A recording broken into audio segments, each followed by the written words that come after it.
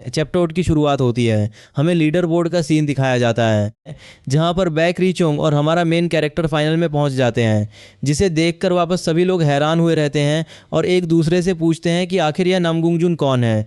वहीं दूसरी तरफ यह सब सुनकर ली सेहा मुस्कुरा रही होती है।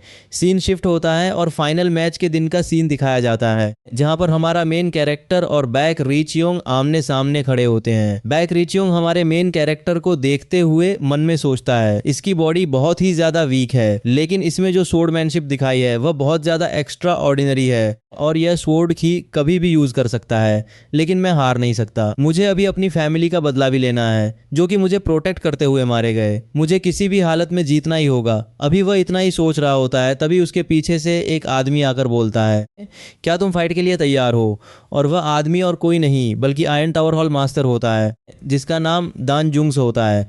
तो यह फाइनल बैटल है, मैं खुद इसका रेफरी बनूंगा। इतना कहने के बाद वह फाइट को स्टार्ट करने को बोलता है। मैच स्टार्ट होता है। बैक रीचयोंग हमारे मेन कैरेक्टर को देखते हुए मन में सोचता है, मुझे यकीन है हेवी स्वॉर्ड इसकी स्पेशलिटी है, तो मैं उसे वह यूज करने का मौका ही नहीं दूंगा। उसके बाद वह बहुत तेजी से अपनी तलवार लेकर आगे बढ़ता है और हमारे मेन कैरेक्टर पर अटैक करता है, जिसे देखकर हमारा मेन कैरेक्टर शांति से उस स्वॉर्ड को डॉज करता है और पीछे हट जाता है। हमारे मेन कैरेक्टर को इतनी आसानी से अपने अटैक को डॉज होते हुए देख बैक रीचयोंग बहुत हैरान हो जाता है। उसके तुरंत बाद हमारा मेन कैरेक्टर उस पर लाइटनिंग स्वॉर्ड टेक्निक का यूज करके अटैक करता है। तभी बैक रीचयोंग को एहसास होता है कि वह हेवी स्वॉर्ड नहीं यूज कर रहा। हमारा मेन कैरेक्टर उस पर जोरदार अटैक करता है, जिसे वह बहुत मुश्किल से रोकने की कोशिश करता है, जिससे उसकी तलवार 2 टुकड़ों में टूट जाती है। वहाँ पर देख रहे सभी लोग हैरान हो जाते हैं।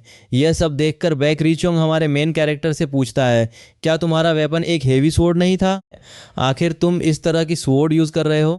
जियांगू में तुम्हें हमेशा एक हिडन ट्रम्प कार्ड रखना चाहिए। यह सुनकर वह समझ जाता है और फिर अपनी हार स्वीकार कर लेता है, जिसे देखकर वहाँ पर सभी लोग चिल्लाने लगते हैं। जिसे देखकर वहाँ पर बैठे हॉल मास्टर्स उसकी तारीफ करते हुए बोलते हैं कि किस तरीके से उसने हर मैच को सिर्फ एक ही स्ट्राइक में जीता है, जिसे सुनकर ली सेहा भी काफी खुश होती है। दूसरी तरफ दान जुंग्स ऐलान करता है कि हमारे मेन कैरेक्टर ने इस टूर्नामेंट को जीत लिया है, जिसे देखकर हमारा मेन कैरेक्टर भी खुश होता है।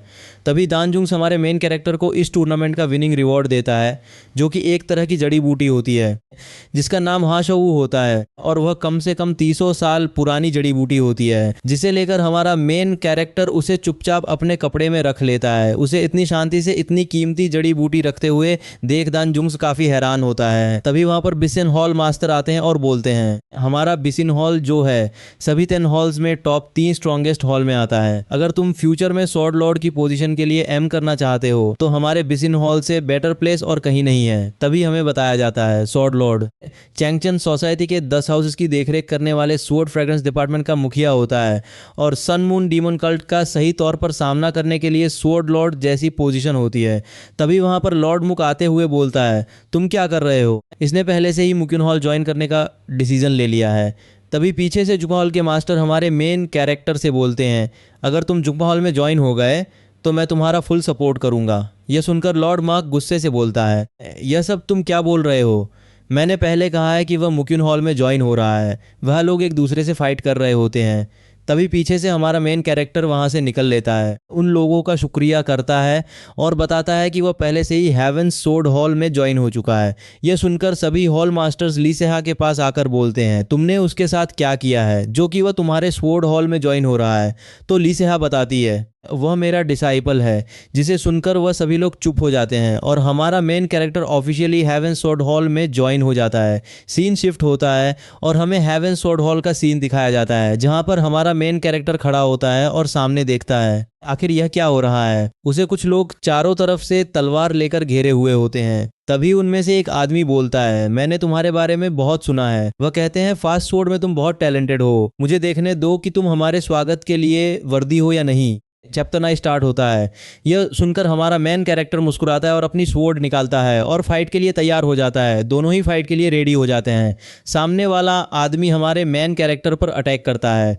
हमारा मेन कैरेक्टर इन्फिनिट स्टेप का यूज करके उसके सभी अटैक को डॉज कर देता है, जिसे देखकर वो काफ़ी हैरान हो जाता है कि एक न्यूकमर पहले से ही इन्फिनिट स्टेप कैसे सीख सकता है। दोनों में जोरदार फाइट हो रही होती है। दूसरी तरफ ली सेहा उस फाइट को देखकर मुस्कुरा रही होती है और बताती है कि हेवन सोर्ड हॉल की प्रवेश सेरेमनी में नए डिसाइपल्स को घेरा जाता है और उन्हें अपनी ताकत से दबाया जाता है और उनकी बहादुरी का टेस्ट लिया जाता है। दूसरी तरफ खड़े डिसाइपल्स फाइट को देखते हुए बोलते हैं, यह सोचना कि वह गोंगजुनम से इतनी देर तक फाइट कर सकता है, यह काफ़ी कमाल की बात है। दूसरी तरफ हमारा मेन कैरेक्टर उससे लड़ते हुए और भी फास्ट हो रहा होता है और उसे सप्रेस भी कर रहा होता है। गोंगजुनम हमारे मेन कैरेक्टर को देखते हुए सोचता है, आखिर यह स्वॉर्ड स्ट्राइक कैसे यूज़ कर सकता है अपनी उस कमज़ोर बॉडी और थोड़ी सी इंटरनल एनर्जी से। और अब मुझे समझ में आ गया है कि हॉल मास्टर ने इसे अपना डिसाइपल क्यों बनाया है। मैं क्यूरियस हूँ कि यह लड़का कहाँ तक जा सकता है। तभी लीसा उन्हें रुकने के लिए बोलती है। यह सुनकर गोंगजुनम रुक जाता है और हमारे मेन कैरेक्टर से बोलता है, अगली बार चलो हेवी स्वॉर्ड से फाइट करते हैं। और हमारा मेन कैरेक्टर मान जाता है। कुछ देर बाद हमारे मेन कैरेक्टर को सभी डिसाइपल्स घेर लेते हैं और उससे बहुत सारे क्वेश्चन करने लगते हैं। सीन शिफ्ट होता है, हमें रात का सीन दिखाया जाता है जहाँ पर हमारा मेन कैरेक्टर बैठा होता है। उसे फिर से ब्लॉक्ड मेरिडियंस की वजह से दर्द हो रहा होता है जिससे उसकी हालत बिल्कुल ख़राब हुई होती है। वह कोल्ड एनर्जी को सप्रेस करने की कोशिश करता है। तभी वहाँ पर लीसा आ जाती है और उसकी पीठ पर अपना हाथ रखकर कोल्ड एनर्जी को सप्रेस करने में हेल्प करती है। कुछ देर बाद हमारा मेन कैरेक्टर बिल्कुल ठीक हो जाता है और लीसा को थैंक्स बोलता है। मुझे जल्द से जल्द हेवनली थंडर ट्रू यांग टेक्निक में मास्टरी करनी होगी। लीसा बताती है कि उसके 9 इन ब्लॉक्ड मेरिडियंस बहुत तेज़ी से ग्रो हो रहे हैं। तभी हमारा मेन कैरेक्टर हाशुवू जड़ी बूटी जो होती है उसे कंज्यूम करने में उसकी हेल्प मांगता है जिसे वह मान जाती है। उसके बाद हमारा मेन कैरेक्टर उस जड़ी बूटी को खाते हुए सोचता है, भले ही यह कोई टॉप ग्रेड एलिक्सिर ना हो, फिर भी यह मेरी बहुत हेल्प करेगा इंटरनल एनर्जी बिल्ड करने में।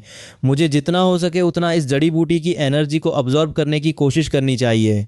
उसके बाद ली सेहा उसकी हेल्प करना शुरू कर देती है और हमारा मेन कैरेक्टर पूरी तरीके से एनर्जी अब्जॉर्ब करने में फोकस करता है, जिसे देखकर ली सेहा हैरान होती है क्योंकि हमारा मेन कैरेक्टर उस जड़ी बूटी की सभी एनर्जी को अब्जॉर्ब कर रहा होता है और उसने कभी नहीं सुना कि कोई इंसान किसी जड़ी बूटी की एनर्जी को पूरी तरीके से अब्जॉर्ब कर सकता है, चाहे वह कितना भी टैलेंटेड क्यों ना हो। बहुत अच्छा, अगर तुम इसी तरीके से ताकतवर बनते रहे तो तुम जल्द ही प्रमोशन एग्जामिनेशन दे सकते हो। यह सुनकर हमारा मेन कैरेक्टर उसे थैंक्स बोलता है। लिसिया उसे आराम करने का बोलकर वहाँ से जाने लगती है। लिसिया को लगता है कि वह भी हेवनली थंडर ट्रू यांग टेक्निक में एक बड़ा ब्रेक थ्रू करने वाली है क्योंकि जब वह हमारे मेन कैरेक्टर की हेल्प कर रही थी तो उसे भी उससे फ़ायदा हो रहा था। सीन शिफ्ट होता है और हमें अगले दिन का सीन दिखाया जाता है। ट्रेनिंग ग्राउंड में सभी लोग अपनी स्वॉर्ड की प्रैक्टिस कर रहे होते हैं। वहीं पर हमारा मेन कैरेक्टर भी होता है जो कि अपने एक ही स्वॉर्ड अटैक में उस लकड़ी को काट देता है। लोग बात कर रहे होते हैं कि वह किसी भी टेक्निक को एक बार देखकर ही उसे मास्टर कर लेता है। गोंगजुनम हमारे मेन कैरेक्टर से पूछता है कि क्या हॉल मास्टर उसे प्राइवेट में ट्रेनिंग दे रही है।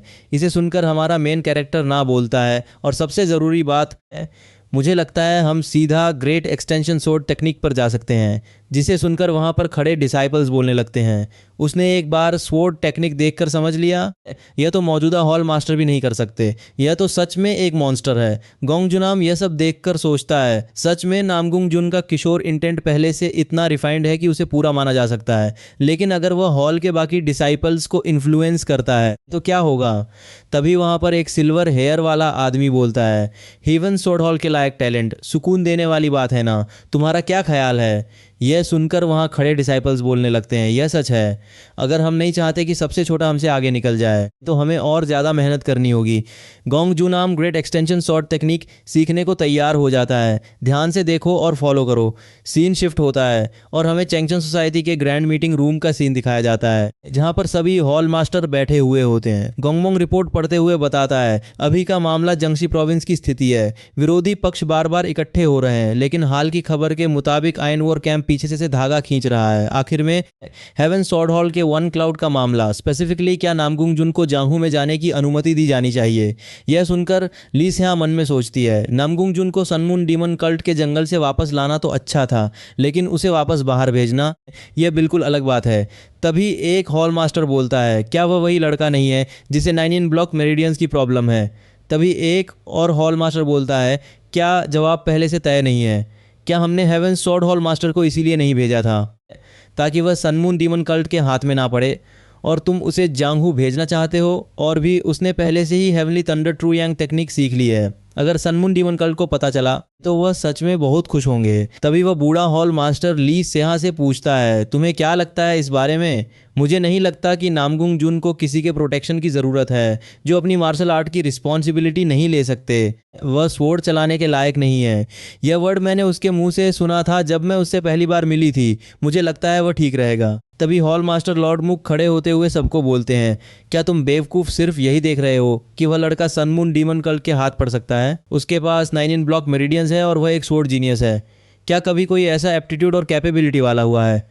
कम से कम इस कमरे में तो नहीं। तुम हमेशा हाथ तंग होने की शिकायत करते हो, लेकिन अब एक तेज स्वॉर्ड हमारे पास आई है।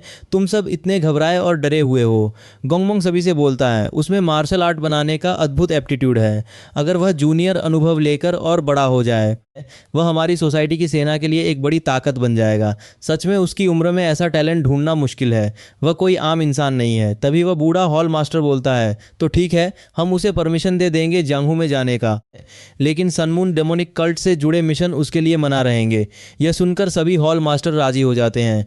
सीन शिफ्ट होता है और हमें अनहुई प्रोविंस का सीन दिखाया जाता है, जहां पर वह सिल्वर हेयर वाला बंदा हमारे मेन कैरेक्टर के साथ होता है और उसे बताता है, फिलहाल तुम अहुई प्रोविंस में मिशन पर काम करोगे।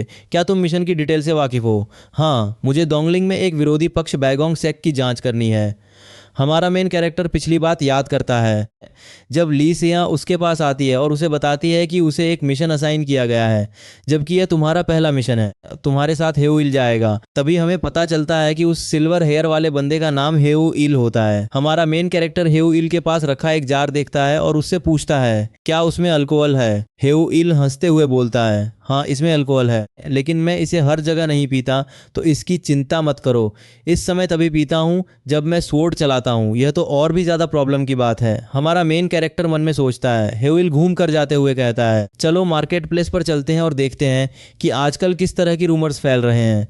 सीन शिफ्ट होता है और हमें नदी के किनारे कुछ आदमियों को देखते हैं जो कि पिंजरे में एक आदमी को बात कर डुबो रहे होते हैं। तभी उन आदमियों में से एक बोलता है, क्या तुम बात करने के लिए रेडी हो? तुम हमारा पैसा वापस करो या फिर तुम अपनी बेटी को हमारे पास भेज दो। तुम इन दोनों में से एक चुन सकते हो। वह आदमी रोते हुए बोलता है, आखिर एक फादर अपनी बेटी को किसी को कैसे दे सकता है? मुझे कुछ टाइम दो, मैं तुम्हारा पैसा वापस कर दूंगा। वह आदमी उसे गुस्से से घूरता है और उस आदमी को पानी में डुबोने का बोलता है। वह आदमी चिल्ला चिल्ला कर माफी मांग रहा होता है। तभी उनके पीछे हमारा मेन कैरेक्टर आ जाता है और रुकने को बोलता है। वह दाढ़ी वाला आदमी पीछे घूमकर देखता है, तुम कौन हो?